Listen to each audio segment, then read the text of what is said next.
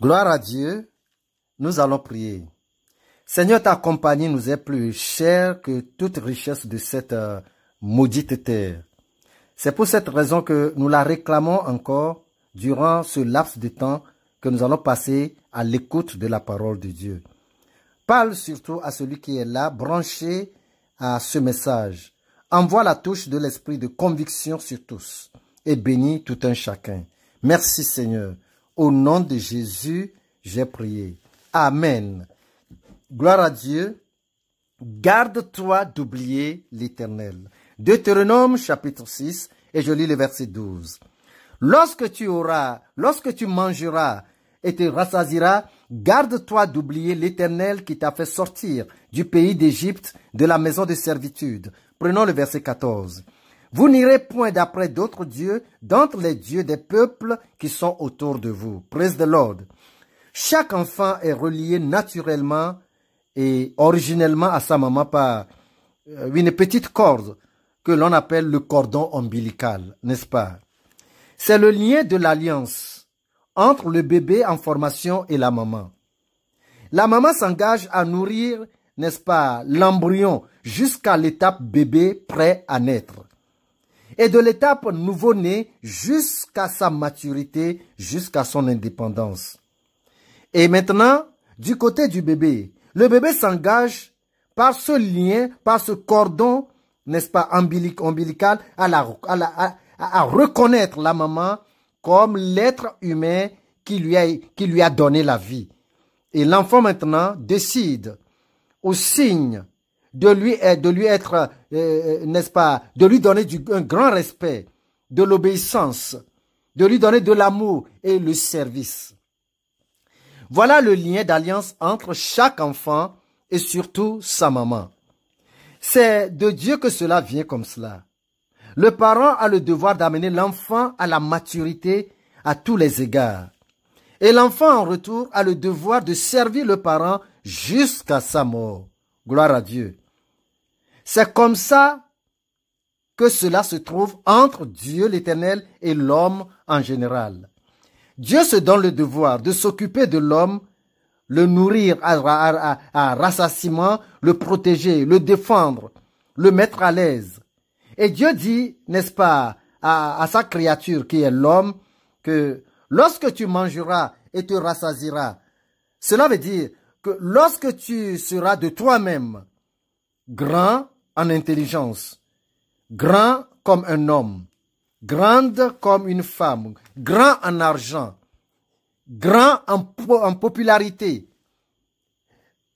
C'est ça ce que cela veut dire. Et Dieu dit, quand tu mangeras et te rassasieras, c'est-à-dire quand tu te découvriras comme étant de toi-même, c'est l'indépendance. Alors Dieu dit, garde-toi d'oublier l'Éternel qui t'a fait sortir du pays de l'Égypte, du temps de la dépendance. Verset 14, il dit, vous n'irez point après d'autres dieux, d'entre les dieux des peuples qui sont autour de vous. Il dit, d'abord, vous n'oublierez point l'Éternel. Oublier l'Éternel et se donner à servir les phares. Se donner ou bien s'abonner à l'horoscope, l'astrologie. C'est de la divination. C'est de l'idolâtrie. Servir le soleil, la lune ou les étoiles. Oublier l'Éternel pour appartenir aux eaux qui ruissellent ou bien à l'océan. Vendre son propre âme pour le service des forêts, pour l'adoration des forêts. Faire des voyages astraux. Être à la fois en 2 lieux, en 3 lieux, en 4 lieux, n'est-ce pas, à la fois. C'est de la sorcellerie. C'est faire alliance avec le fée. Mais Dieu dit, garde-toi d'oublier l'Éternel. Allons dans Deutéronome, avançons pour lire le chapitre 8. Deutéronome chapitre 8, et je prends le verset 11, 12, 13 et 14. Verset 11. Garde-toi d'oublier l'Éternel ton Dieu au point de ne pas observer ses commandements, ses ordonnances et ses lois que je te prescris aujourd'hui. Lorsque tu mangeras et te rassasiera, lorsque tu bâtiras et habiteras de belles maisons, lorsque tu verras multiplier ton gros et menu bétail, s'augmenter ton argent et ton or, et s'accroître tout ce qui est à toi. Prends garde, verset 14, prends garde que ton cœur ne s'enfle et que tu n'oublies l'Éternel ton Dieu qui t'a fait sortir du pays d'Égypte et de la maison de servitude. Praise the Lord. Cette alliance peut prendre vie à partir de cet instant. Elle peut bien sûr naître à partir de maintenant entre vous et votre Créateur.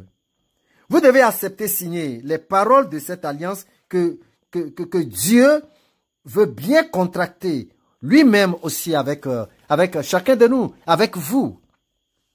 Numéro 1, Dieu fera manger à rassasiement. Numéro 2, il fera bâtir et habiter de belles maisons. Numéro 3, il fera multiplier le bétail. Numéro 4, il dit l'argent et l'or s'augmentera. Et au numéro 5, tout ce que Dieu donnera s'accroîtra. Praise the Lord. Voilà, n'est-ce pas, de la part de l'Éternel, ce qu'il fera dans le contrat, dans l'accord, dans l'alliance. Et dans tout ce contrat, dans tout cet accord ou alliance, la part destinée à l'homme est une seule. Verset 11. Verset 11. Garde-toi d'oublier l'Éternel ton Dieu au point de ne pas observer ses commandements, ses ordonnances et ses lois que je te prescris aujourd'hui. Voyez-vous que l'homme n'a pas un grand rôle à jouer dans cet accord entre lui et son Créateur. L'homme n'a pratiquement rien à faire puisque il est homme et il ne pourra rien faire.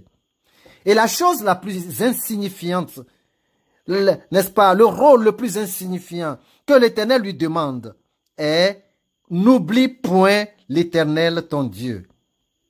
Gloire à Dieu. Et cette réussite ressort d'une grande décision de la part de l'homme. Quand l'homme aura résolu depuis le tréfonds de son âme, depuis le tréfonds de son cœur, que quel qu'en soit l'alpha et l'oméga, qu'il n'oubliera point l'Éternel son Dieu, son Rédempteur, alors là débute, n'est-ce pas, une bonne relation entre lui et son Créateur. C'est alors que, n'est-ce pas, commence la réussite dans sa vie. Parce que oublier Dieu provient de deux choses. Numéro 1, l'ingratitude du cœur de l'homme. Et au 2, l'orgueil du cœur de l'homme. Celui qui est humble et simple est agréable à Dieu. Et c'est ce que Jésus-Christ est devant le Père quand nous le sondons, nous l'étudions.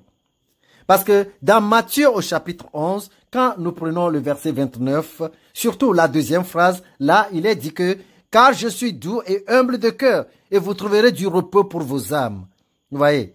Donc, vous connaissez l'affection du roi David pour l'Éternel. Vous le connaissez. Vous connaissez cela bien. C'est un roi qui aime continuellement rester, n'est-ce pas, devant la face de l'Éternel. Il ne se fatigue pas de Dieu. Il ne se rassasie pas de Dieu.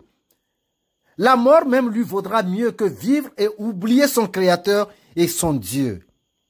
Qu'est-ce qu'il a dit? Dans Psaume au chapitre 143, Psaume 143, et je vous prends le verset 5. Psaume 143, le verset 5. Vous y êtes, suivez-moi tout simplement.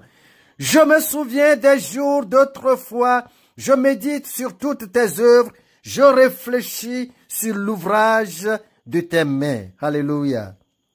Cela veut dire que dans le bonheur, David se réjouit en présence de l'Éternel.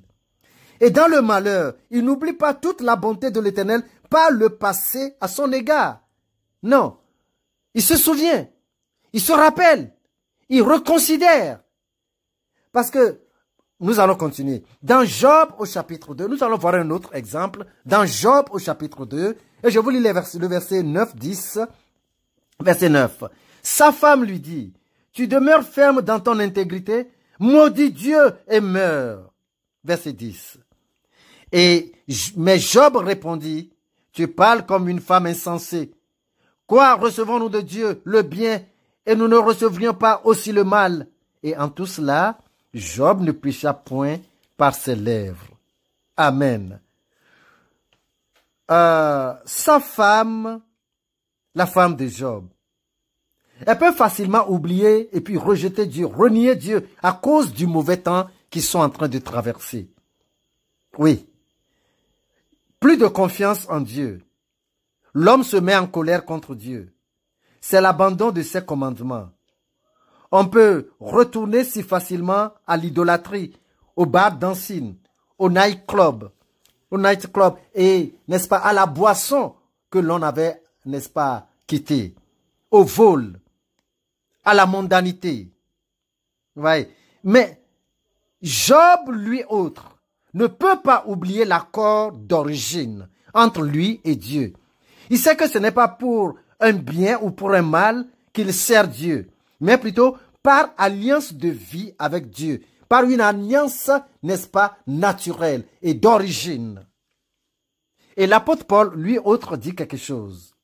Dans Romains au chapitre 8, le verset 35. Romains chapitre 8, le verset 35. Vous y êtes, je lis ici. Qui nous séparera de l'amour de Christ? Sera-ce la tribulation ou l'angoisse, ou la persécution ou la faim, ou la nudité ou le péril ou l'épée? Verset 38. Allez-y avec moi. Verset 38. Car j'ai l'assurance que ni la mort, ni la vie, ni les anges, ni les dominations, ni les choses présentes, ni les choses à venir, 39, ni les puissances, ni la hauteur, ni la profondeur, ni aucune autre créature ne pourra nous séparer de l'amour de Dieu manifesté en Jésus-Christ notre Seigneur. Gloire à Dieu! Quelle résolution! Quel engagement! Voilà le roi David comme ça. Voilà, n'est-ce pas, Job comme cela. Et voilà l'apôtre Paul comme ça. Où êtes-vous? Qu'est-ce qu'est devenu l'alliance sainte? L'alliance, n'est-ce pas, originelle de Jésus-Christ établie à la croix du calvaire à Golgotha entre Christ et vous. Qu'est-ce que cela est devenu? Avez-vous déjà pris le nom de la femme de Job? Elle s'est repentie finalement quand même. Repentez-vous aujourd'hui et revenez à l'Éternel votre Dieu en Jésus-Christ. La repentance est ce que Dieu attend de tout un chacun de nous. Toute personne qui n'a pas de relation avec Dieu en Jésus-Christ est pécheresse, c'est un pécheur. Et que sera votre éternité si vous êtes resté séparé du Créateur? Comment vous présenterez-vous aux yeux de Dieu? Vous serez pire qu'un monstre, un monstre sale et abominable. Mais je vous dis, Dieu est amour. Il vous attend présentement et impatiemment. Il vous attend impatiemment. Acceptez son Fils Jésus-Christ, celui qu'il a destiné lui-même pour, n'est-ce pas, vous réconcilier avec lui. Et vous serez sauvés. Gloire à Dieu. Je vous invite, n'importe où vous êtes, à faire le pas vers la vie de Jésus-Christ. Approchez-vous d'une église vivante et contactez le pasteur et pour votre, n'est-ce pas, pour de plus amples éclaircissements. Et le Seigneur ne manquera pas de vous bénir. Gloire à Dieu. Que Dieu vous bénisse abondamment. À plus. Amen.